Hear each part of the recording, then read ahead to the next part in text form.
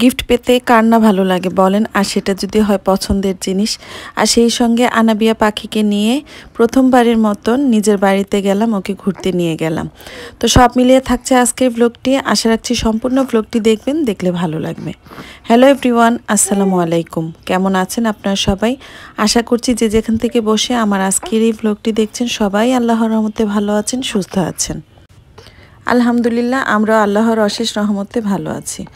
তো সকালবেলা বাচ্চাদের টিফিনটা রেডি করে দিচ্ছিলাম।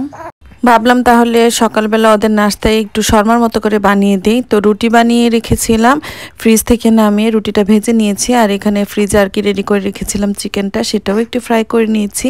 তো পরবর্তীতে চপিং বোর্ডে এভাবে একটু চপ করে নিয়েছি। আর এখন মেয়োনিজ দিয়ে গাজর আর সেই সঙ্গে সস দিয়ে মিক্সড করে রেখেছি। তো সেটাই আমি আর কি রুটির মধ্যে একটু মেখে নিব, নিয়ে তারপর ভিতরে শুধু জাস্ট একটু চিকেনটা দিয়ে দিব, তাহলেই কিন্তু রেডি হয়ে যাবে নাস্তা, মানে ওদের টিফিনটা। আর সেই সঙ্গে আমি শসাটা দিই না, শসা দিলে শসা থেকে পানি ছাড়ে, তো খেতে আর কি ভালো লাগে না। আর এভাবে টিফিন করে দিলে ওরা অনেক পছন্দ করে খায়। আর আমার কাছেও দেখলাম যে না, অনেক বেশি মজা লেগেছে। তো এই তো রেডি করে দিচ্ছি। এখানে বাচ্চাদেরকে টিফিনটা দিয়ে মাদ্রাসায় পাঠিয়ে দিচ্ছি। আর আজকে আপনাদের সঙ্গে শেয়ার করব আমার খুব পছন্দের এবং প্রয়োজনীয় একটা জিনিস আমি গিফট পেয়েছি। তো এই তো আপনাদের সঙ্গে আমি শেয়ার করছি যে আমি কি গিফট পেয়েছি। তো অনেক দিন ধরে ইচ্ছা ছিল বা শখও বলতে পারেন আমার এরকম একটা অয়েল জার আর কি কেনার। তো আসলে সময় করে পারছিলাম না, আর বসে বসে দাঁড়া যে কয়েকবার দেখেছি, তো সাহস করতে পারি না যে অর্ডারটা করব, যদি ভালো না হয়। তো সেজন্য আর কেনা হয়নি। তো এখানে এই তো পছন্দের একটা মানুষের কাছ থেকে আমি এই অয়েল জারটা গিফট পেয়েছি, আপনাদের সঙ্গে আর কি শেয়ার করছি। তো এই তো কেমন লেগেছে অবশ্যই কিন্তু কমেন্টস করে আমাকে জানাবেন। আমার কাছে তো ভীষণ ভালো লেগেছে। আর এই অয়েল জারটা আমার কাছে অনেক বেশি ইউনিক লেগেছে, আমি এরকম ডিজাইন এর আগে কখনো দেখিনি, যার কারণে বলতে পারেন যে আরও বেশি ভালো লেগেছে।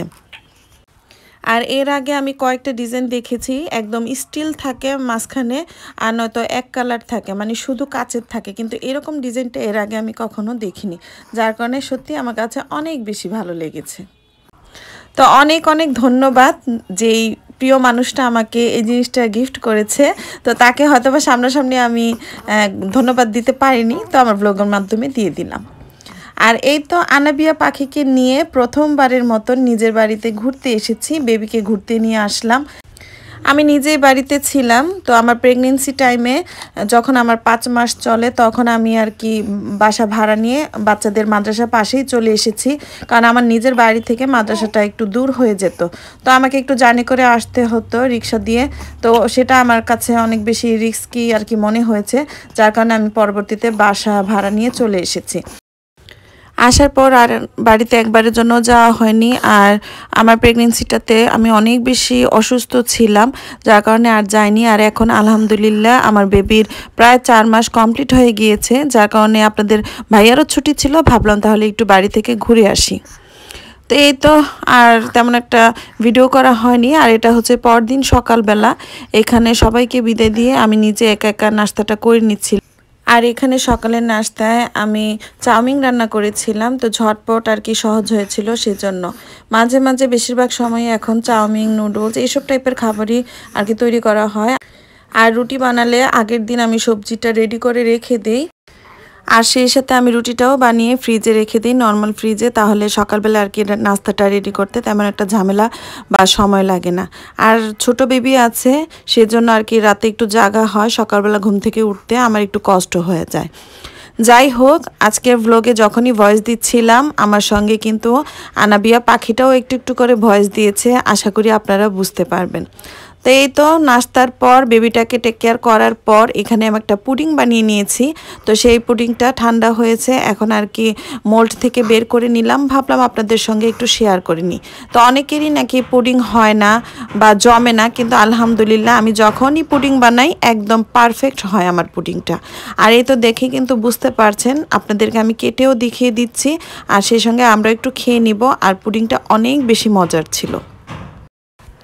খাবার খাওয়ার পর অনেক সময় দেখা যায় যে মিষ্টি একটু জিনিস খেতে ইচ্ছে করে বা ফ্রিজে একটু মিষ্টি জিনিস থাকলে আর কি ভালো লাগে। আর আমার বাচ্চারা পুডিং অনেক বেশি পছন্দ করে। তো এই তো এখানে আমি কেটে বাচ্চাদেরকে একটু দিয়ে দিচ্ছি, আপনাদের সঙ্গেও শেয়ার করলাম।